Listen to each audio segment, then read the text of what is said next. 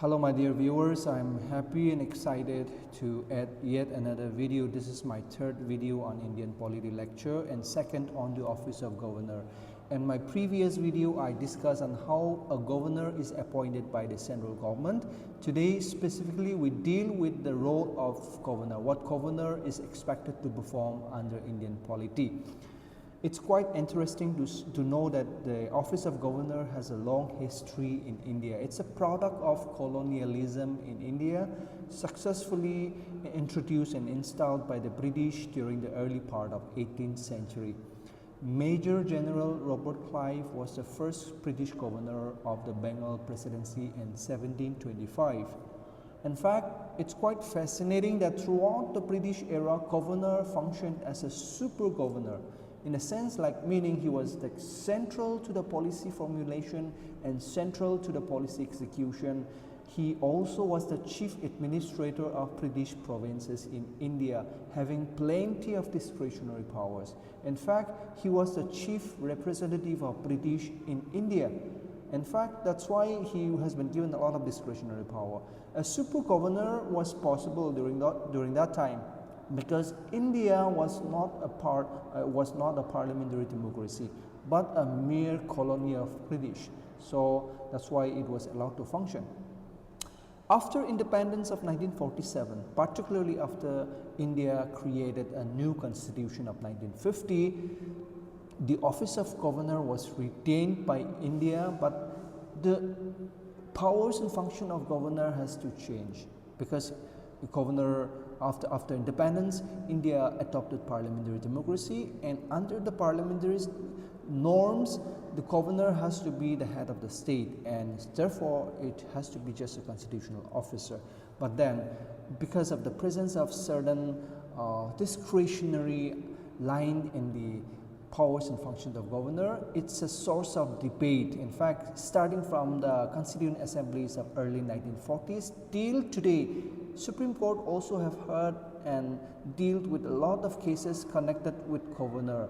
In fact, a lot of controversy, a lot of dispute, and a lot of misunderstanding, a source of debate on the role, especially on the role of governor. So this is what we will deal today.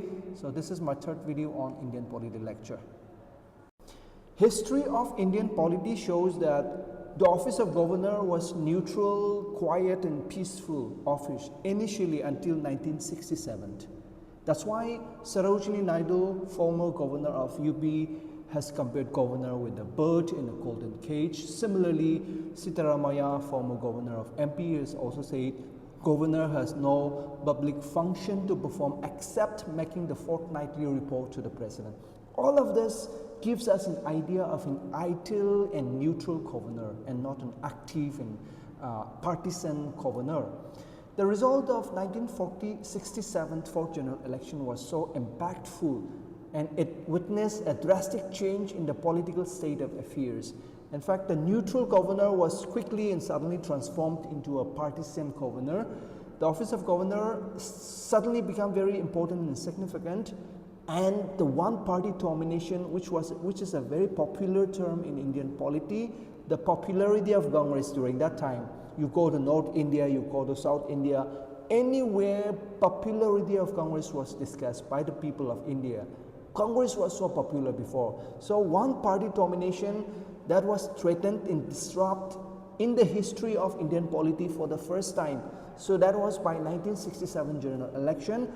Of course, Congress was able to retain the power here at the center, but in 7 very crucial and big states, just like Gujarat, West Bengal, Madras, Rajasthan, Orissa, Kerala, and Delhi, Congress were reduced to minority.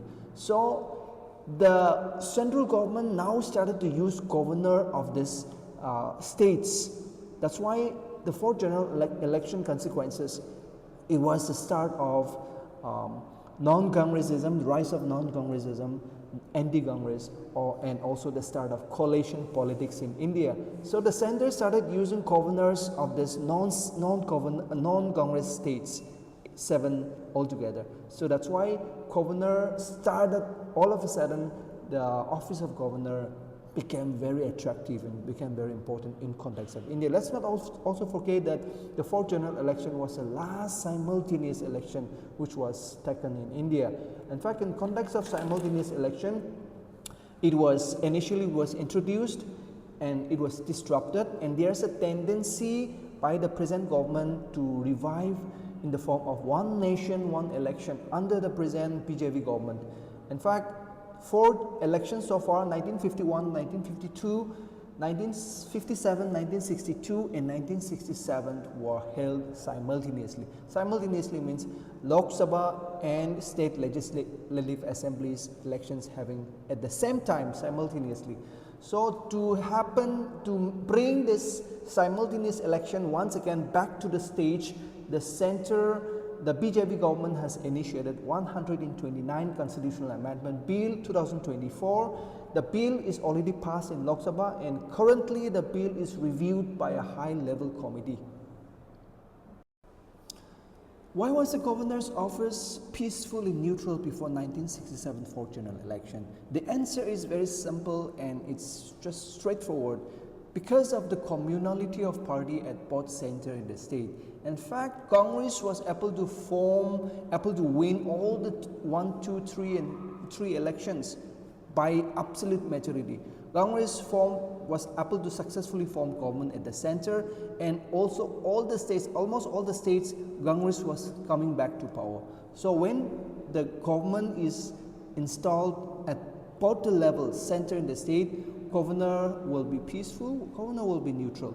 But if the center and the states are ruled by different parties only, then the importance of governor, especially in context of India, basing on the experience, right? The context of India, only when the center and states are ruled by different parties, the office of governor becomes critically important, and those states, center deploys a capable governor and partisan governor to bring down the state government under any circumstances. So this is not as per the desire of the constitution, but the partisan spirit has overshadowed the constitution of India, the rule of law.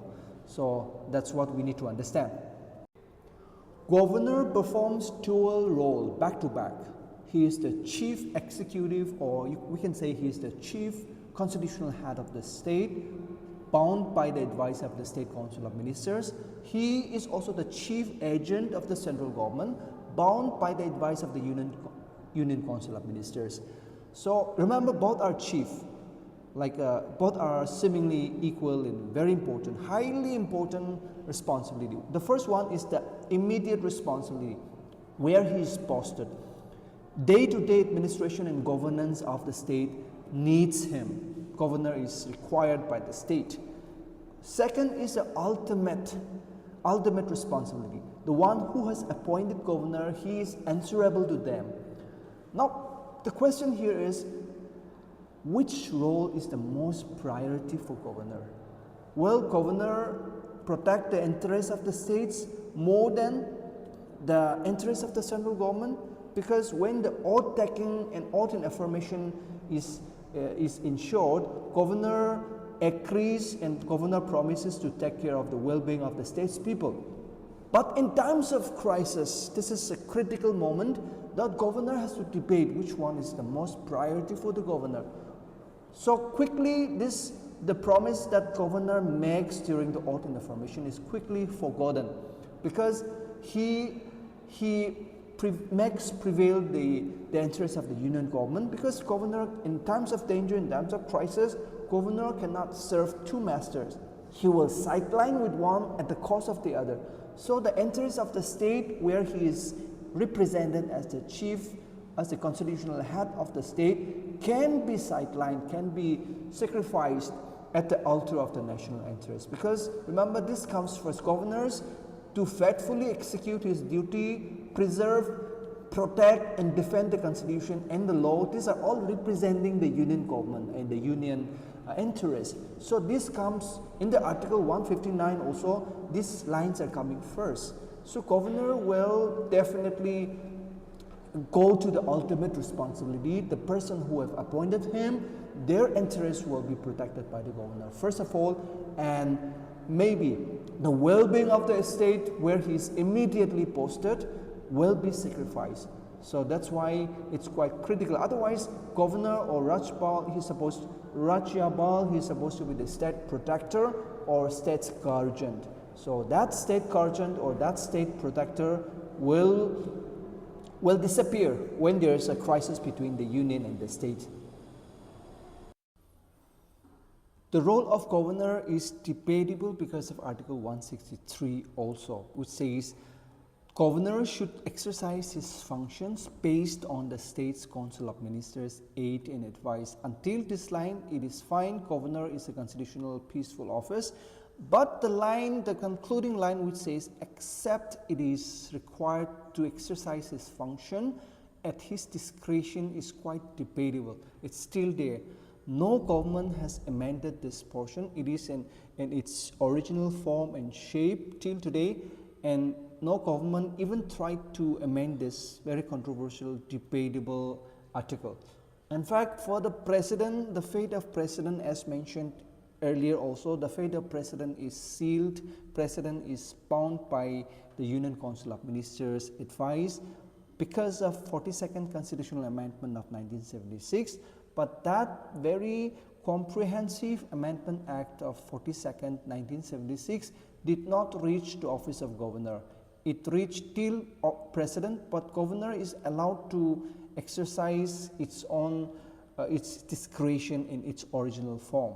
So in no way the 42nd Constitutional Amendment has limited the governor's power and jurisdiction and authority. Now,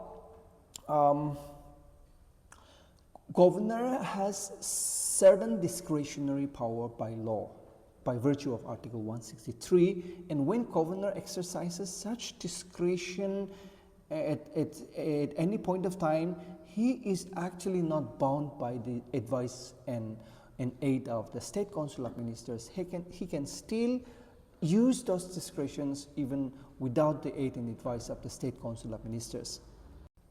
So now, what are those discretionary powers of governor under 163 articles?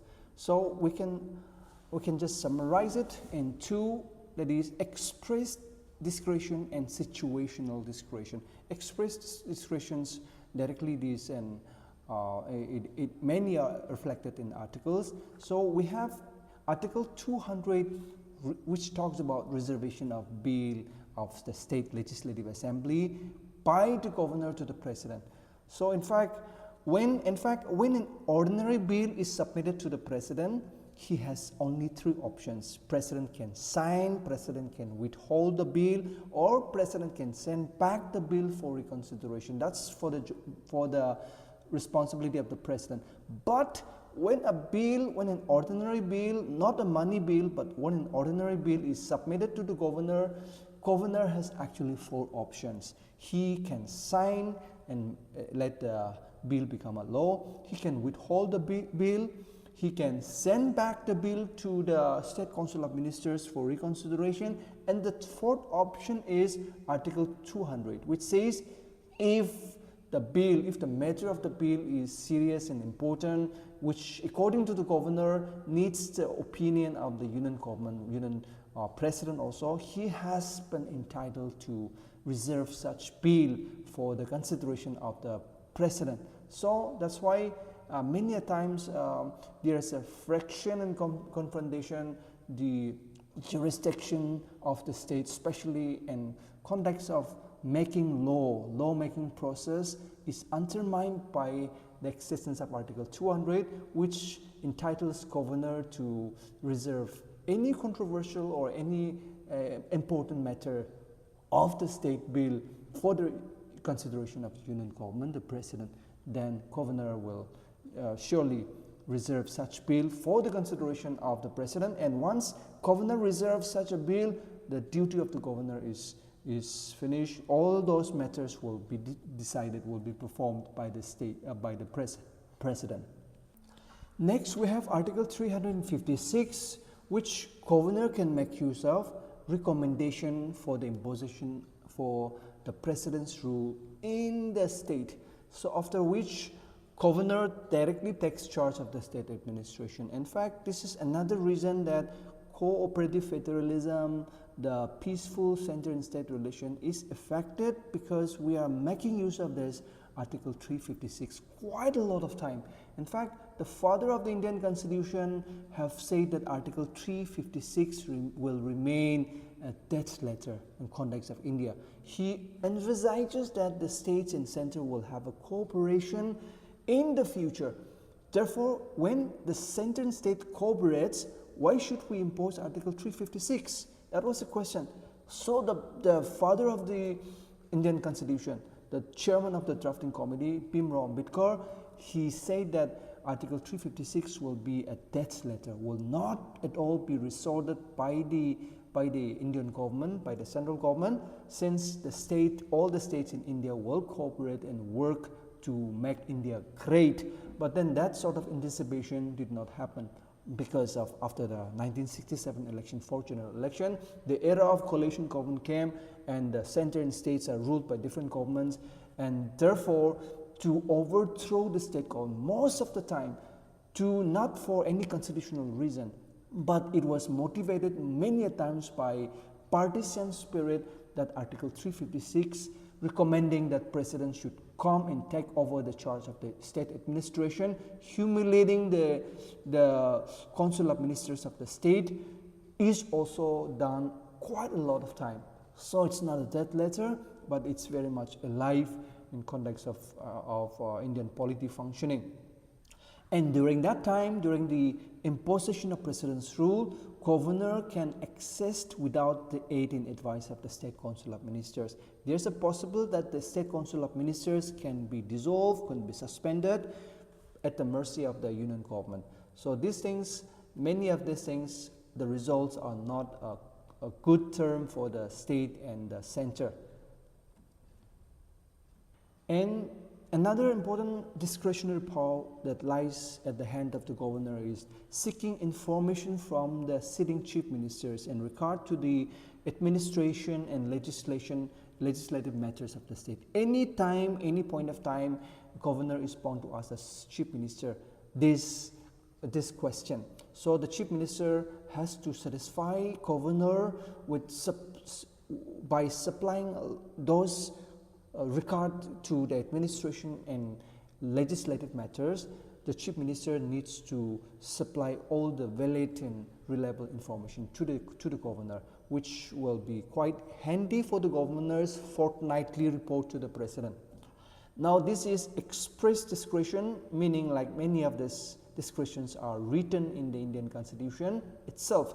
Now there are some situational discretions also for the governor to take up. So the first one is appointment of chief minister when no party has a clear-cut majority. I think this is obvious. So at times there will be such a situation that they will have no clear-cut majority, or maybe when the chief minister all of a sudden dies without an obvious successor. So this is rare of the rare situation. So during this time, obviously governor will come in and governor will exercise some discretion, that is understood. The second is dismissal of the state council of ministers when it cannot prove the confidence of the state legislature. So there, in fact, this is also it says like when the state council of ministers are reduced to minority. In fact, in a democratic country, there is no room for the minority.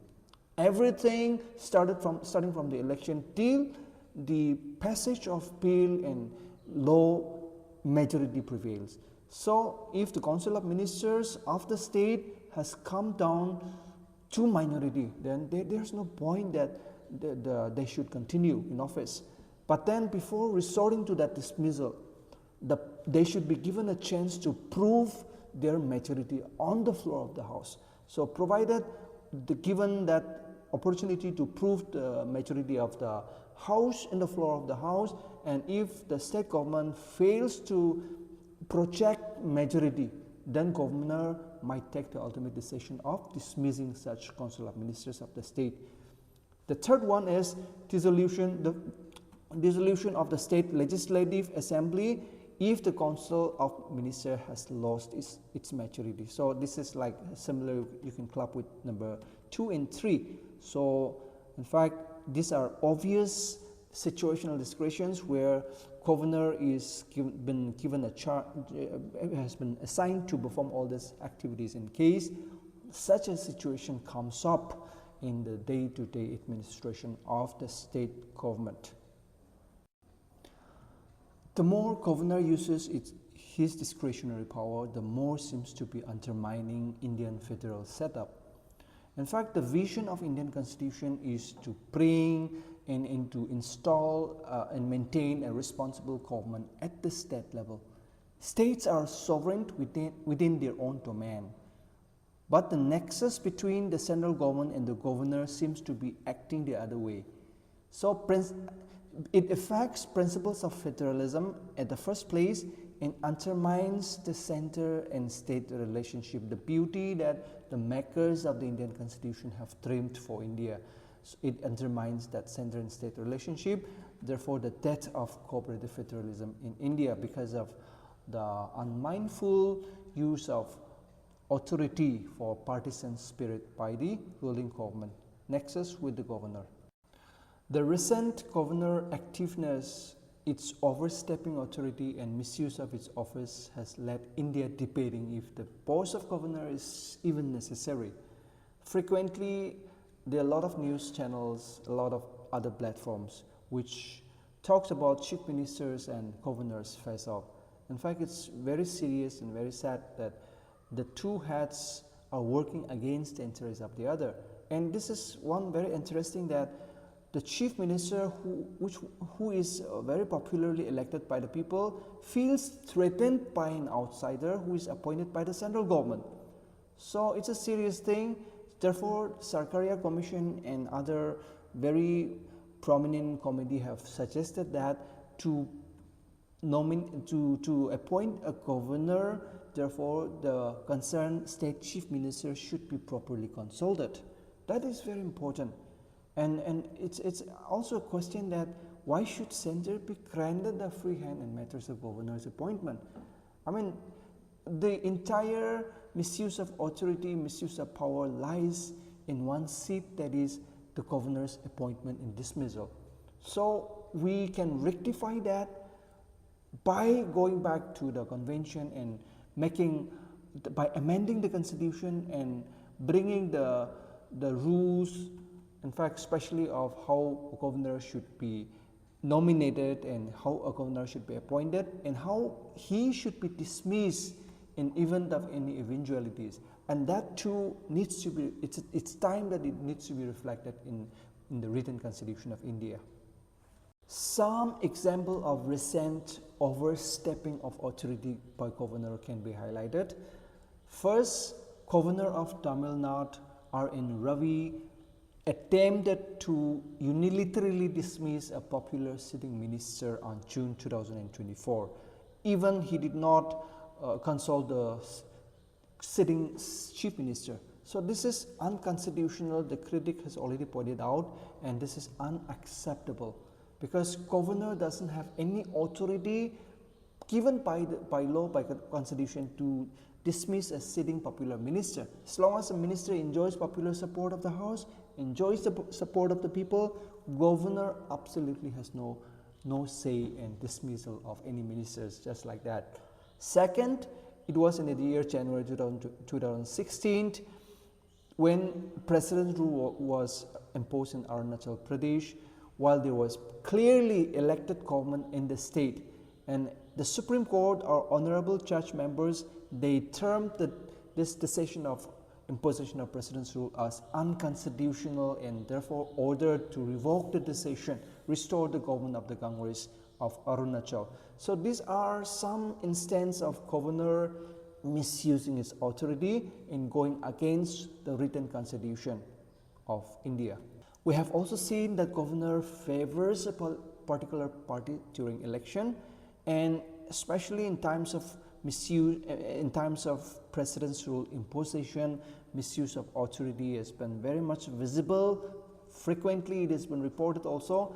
And so Article 356 has not always been based on objective material, but has been the whims or fancy or the partisan political interests of the union ruling government. So misuse of governor for political gain or political reason is what we call it destructive to democracy. In fact, Sarkaria Commission have rightly pointed out that governor's task is to see that government is formed and not to try to form a government. So this is very interesting and very true. Now to wind up my discussion, I will just mention some of the key function that governor performs in the state. Governor has executive power, legislative powers, judicial power, financial power, and discretionary powers. In fact, under the executive powers, all the appointments will come under the hand of the governor, and he enjoys the aid and advice of the Council of Ministers, because the decisions of the the State Council of Ministers are taken in the name of the governor. That's in fact not exhaustive, but comes under the executive power of the governor. Legislative, he has plenty of legislative authority under the Constitution of India. He can summon, he can prorogue, he can dissolve the state legislative assembly. He has veto powers mentioned. He has 4 veto powers. Ordinance, very much effective, that governor can make ordinance just like president when the houses are not in session, and governor also enjoys the power of nomination. So just very quickly, these are the legislative powers the governor is supposed to enjoy. Judicial has the power to pardon, has the reprieve, respite or remit. These are the options of judicial power given to the governor. The death penalty can only be pardoned by the president, not governor. He has the financial power. State annual budget is laid, because of course to be laid by the governor. Demand for grant and so on and so forth are made under the name of governor and his recommendation. And he has, as mentioned, a lot of discretionary power to enjoy in context of India. And fortnightly report to the president is one very beautiful and very extremely important function of the governor of Indian states. So he has to regularly, without fail, prepare this report to the president on the activities, on the welfare and governance and administration of the state. And one thing that we can note down is diplomatic power, military power and emergency power is enjoyed only by the President of India, not the Governor of States. With that, I come to an end of today's lecture, hoping to see you again in my next video. Thank you all.